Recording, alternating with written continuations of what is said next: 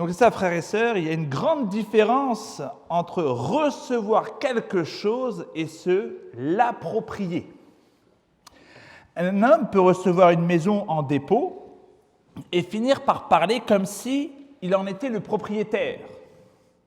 Un employé peut gérer une affaire et oublier que cette affaire n'est pas à lui, mais à son propriétaire.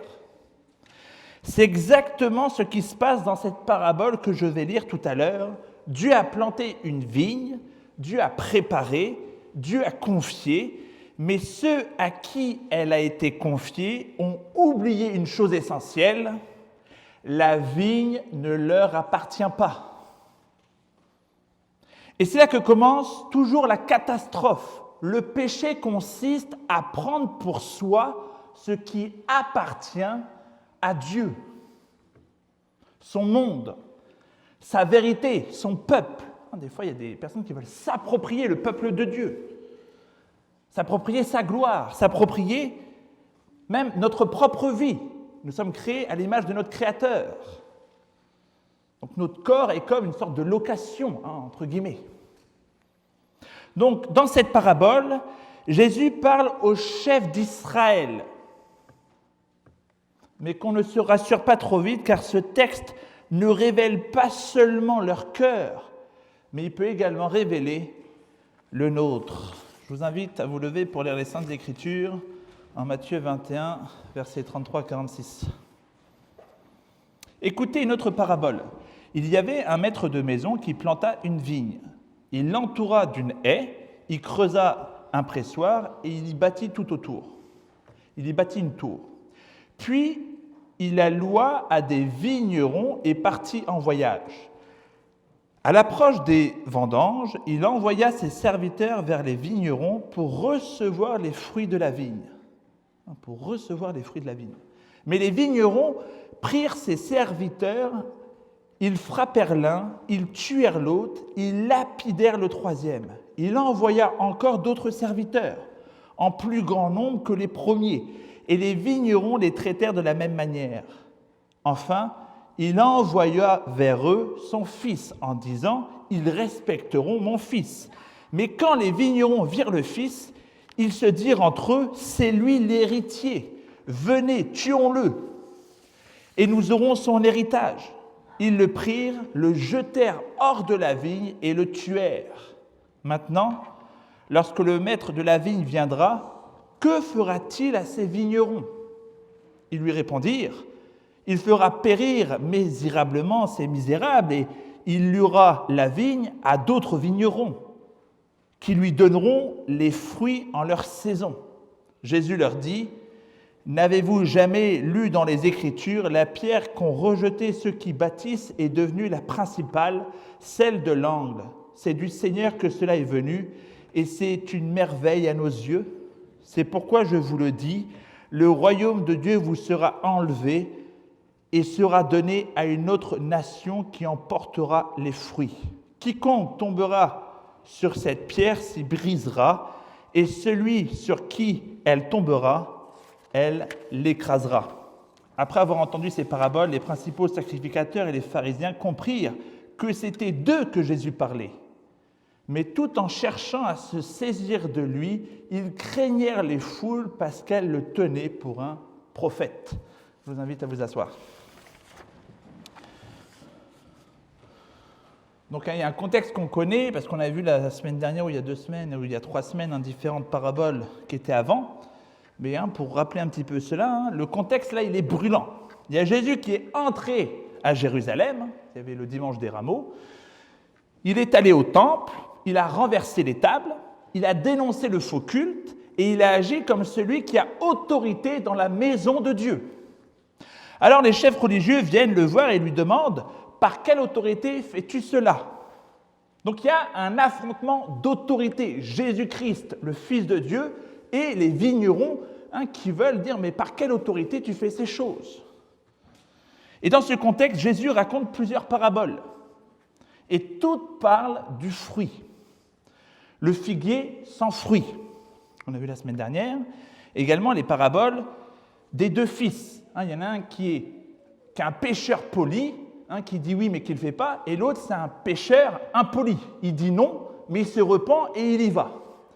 Donc il vaut mieux le fils qui obéit, même s'il est impoli, qu'un fils poli qui n'y va pas. Et aujourd'hui, il y a le maître donc, qui plante une vigne, qui l'entoure, qui l'équipe, puis la loue à des vignerons. Quand le temps des fruits approche, il envoie ses serviteurs pour recevoir ce qui lui revient.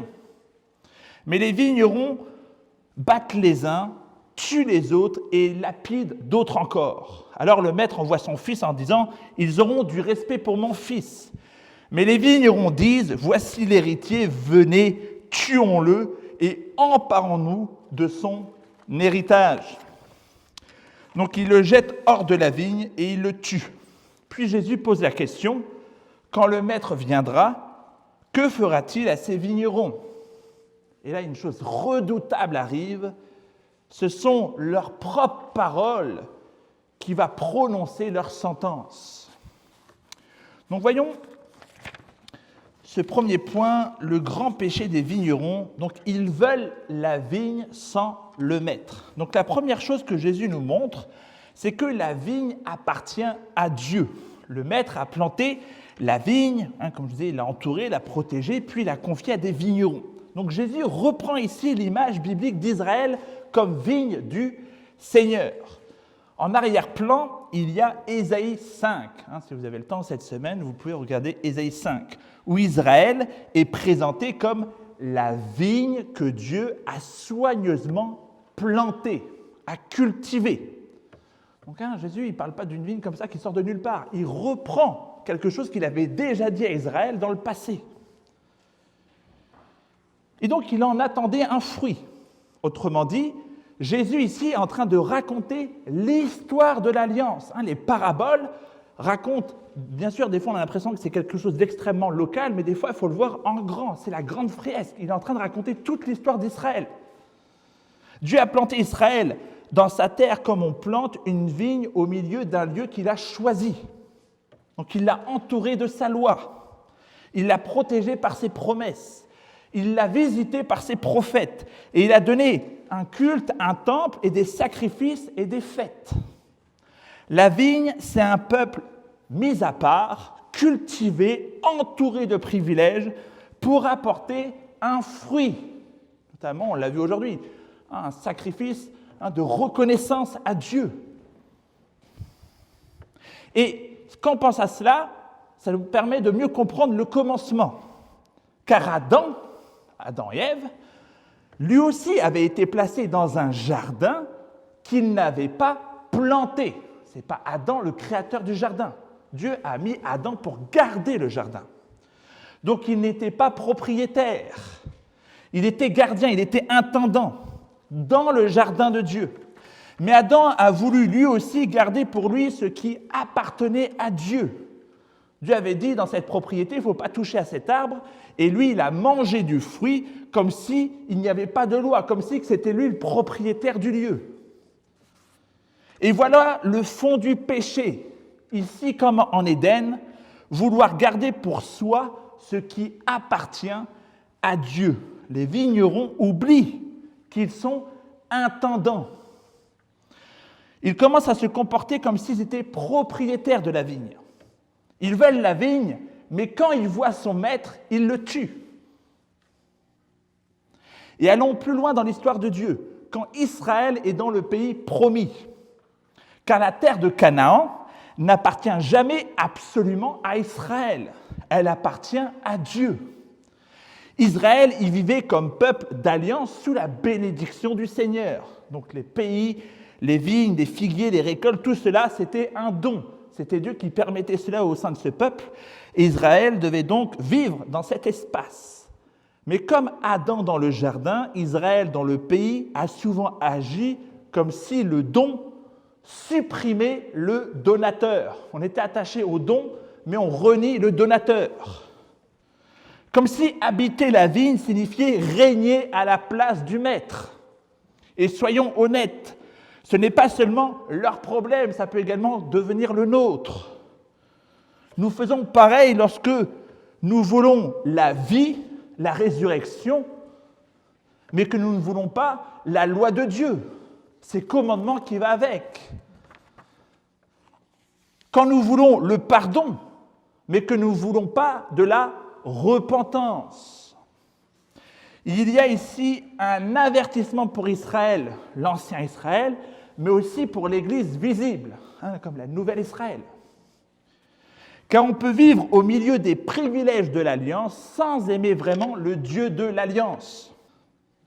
Car on peut vivre au milieu donc, des privilèges, comme je disais, donc on peut habiter dans la vigne, travailler dans la vigne, parler de la vigne, et pourtant ne pas vouloir rendre au maître ce qui lui revient. Donc le problème n'est pas simplement que la vigne ne produise rien. La vigne peut produire quelque chose. Mais ici, le problème, c'est que les vignerons refusent de laisser le propriétaire recevoir ce qui lui revient. Et il y a peut-être ici une dernière résonance très importante.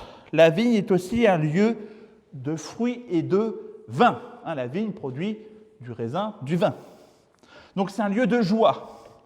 C'est un lieu d'abondance. Quand il y a du vin, il y avait la fête, il y avait la communion. Mais quand le péché entre, le lieu de joie devient un lieu de vol. En fait, ce raisin, ce vin était dédié à Dieu. Et il y a comme les vignerons qui volent la vigne.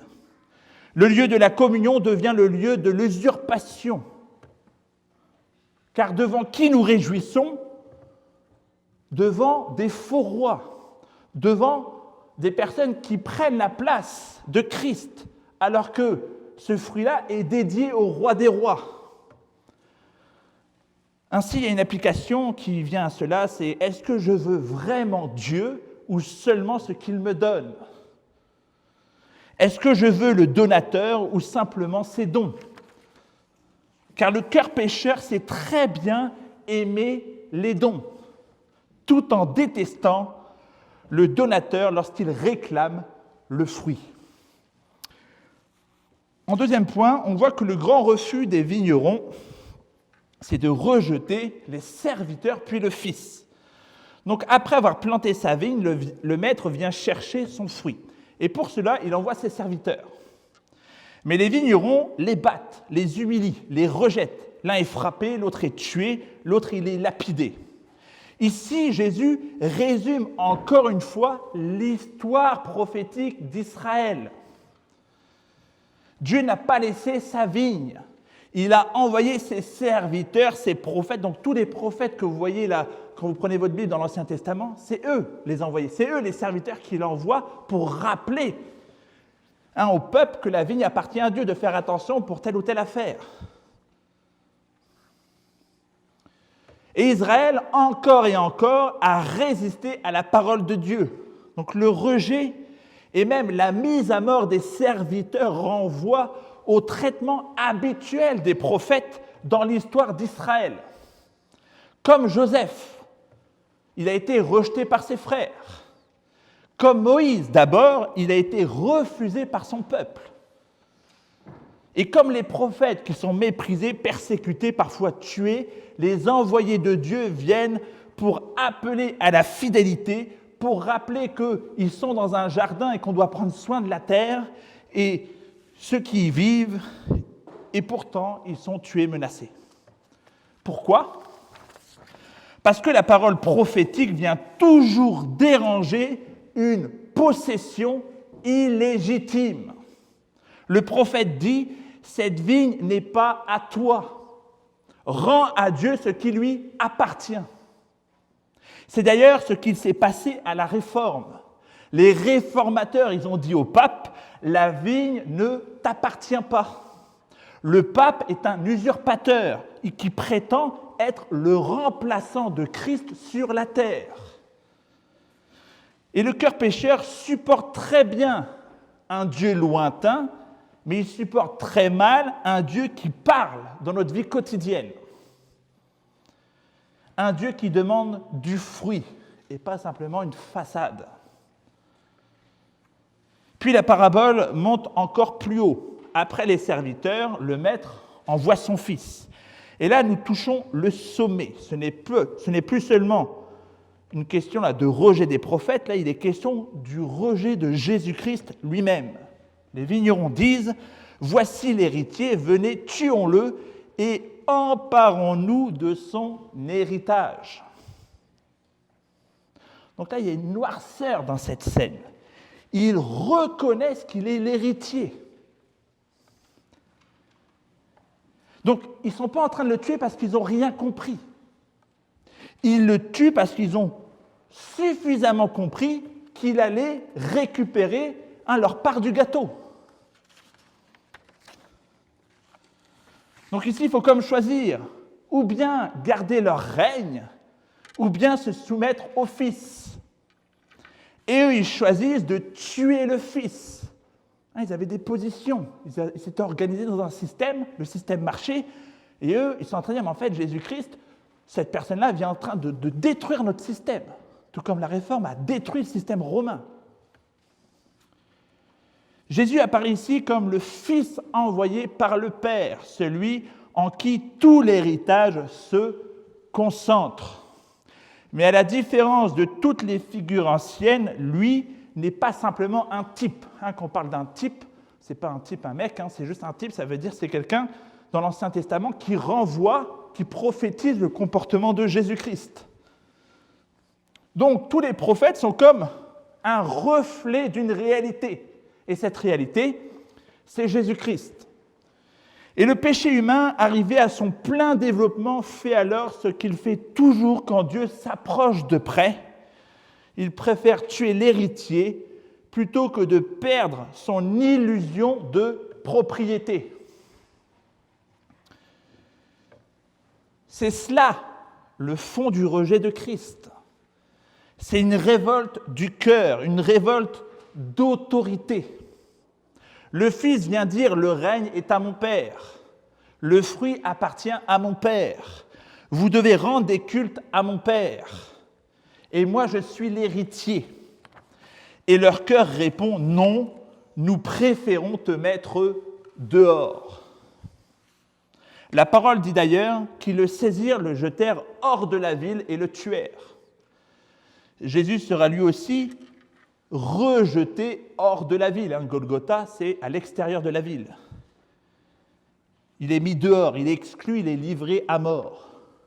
L'Ancien Testament parlait d'un bouc émissaire qui était également envoyé hors de la ville.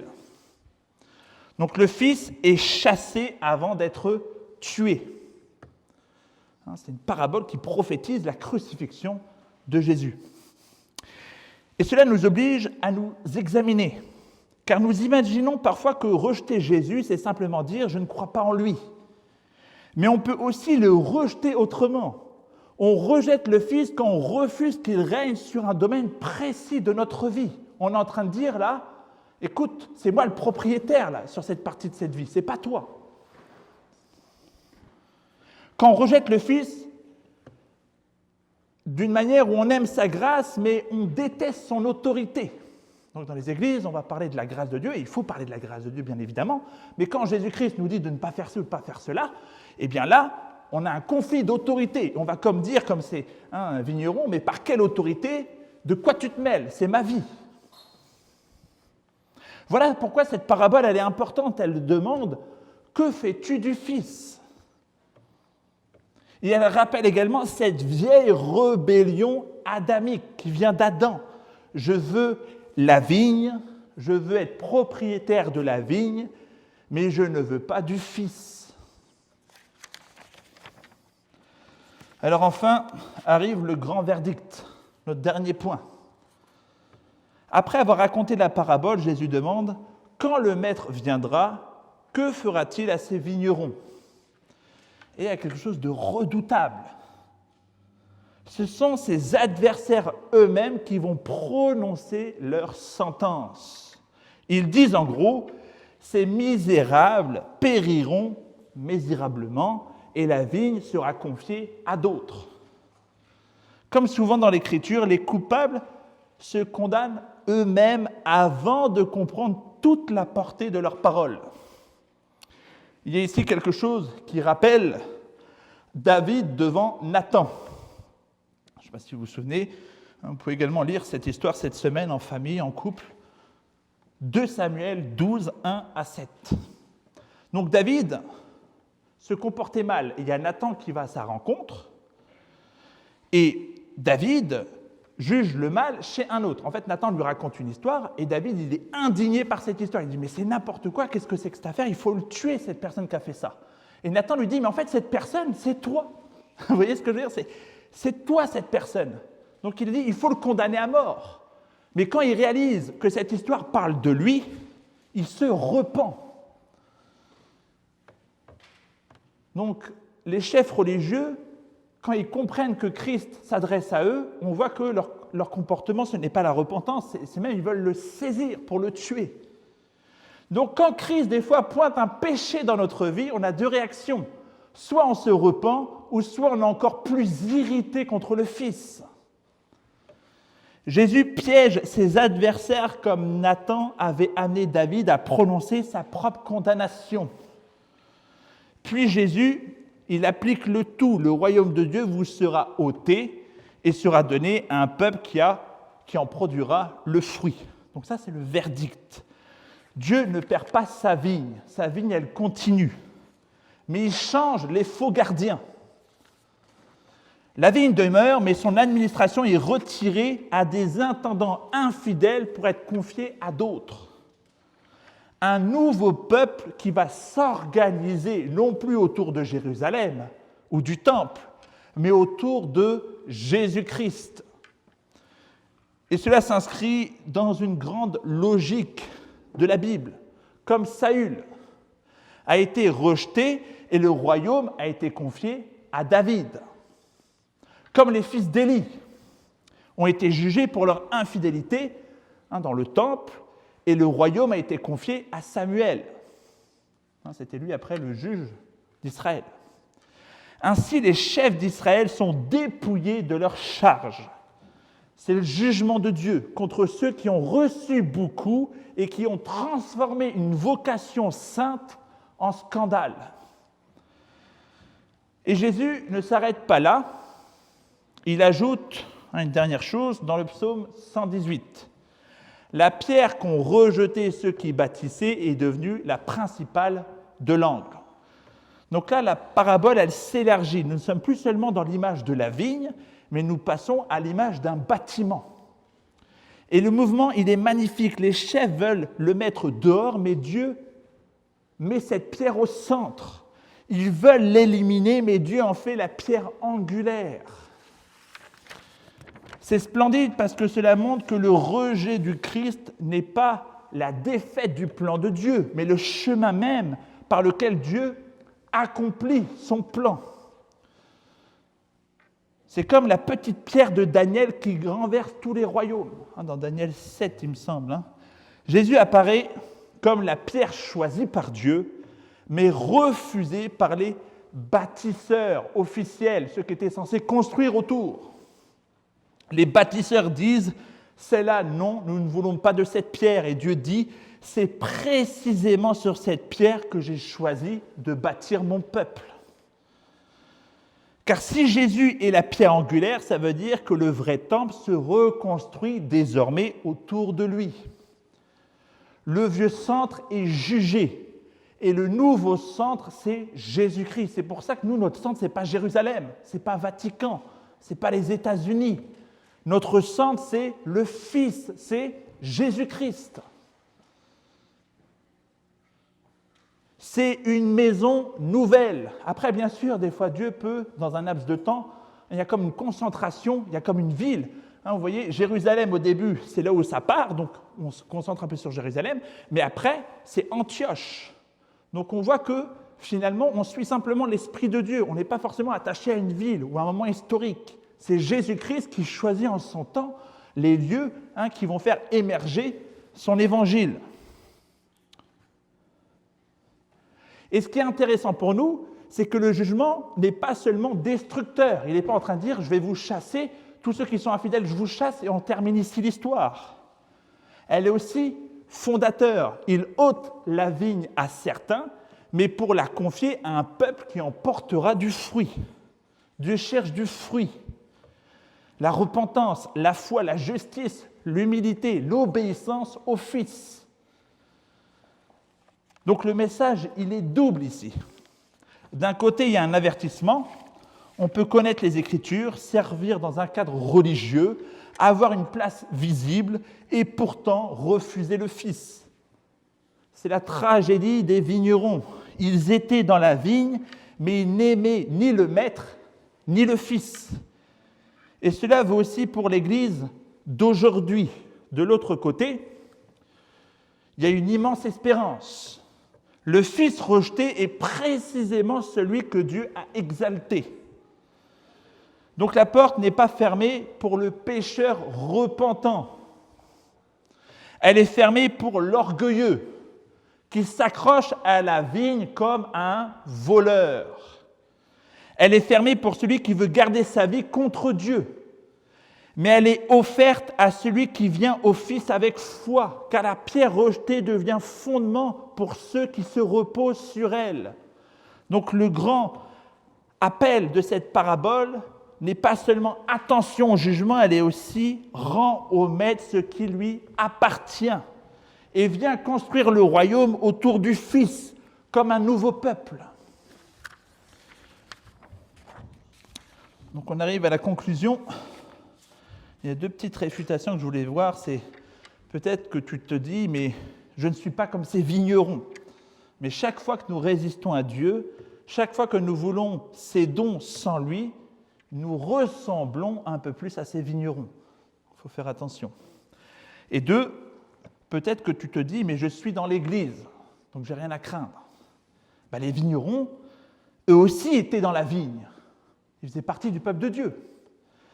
La proximité des choses saintes ne remplace jamais la foi qui découle sur un fruit. Alors la question finale, elle est celle-ci. Que feras-tu du Fils ? Le rejetteras-tu pour garder ta vigne ou viendras-tu à lui pour recevoir la vie ? La pierre rejetée est devenue la pierre principale et le Fils crucifié est devenu glorifié. Alors ne reste pas un voleur dans la vigne, mais viens au Fils, rends au Maître ce qui lui appartient et demande-lui de faire de toi un serviteur fidèle, un homme et une femme humbles, un disciple qui porte du fruit. Prions. Éternel, merci de nous rappeler cette parabole. Effectivement, dans l'histoire, tu as retiré cette vigne aux chefs religieux juifs et tu l'as donnée à un nouveau peuple, aux chrétiens. Mais si tu l'as fait avec Israël, l'ancien Israël, donne-nous d'être prudents avec cette nouvelle Israël, car nous aussi, nous pouvons nous comporter comme des voleurs, nous pouvons nous comporter comme si cette vigne appartenait aux chrétiens, alors que cette vigne appartient à Dieu. Et nous, chrétiens, nous devons, au contraire d'Adam, écouter la voix du Fils. Donc donne à ton Église d'être de bons serviteurs dans cette vigne et donne-nous de dénoncer tous ceux qui s'approprient cette vigne, car ils sont usurpateurs et faux prophètes. Dans le nom de Jésus-Christ. Amen.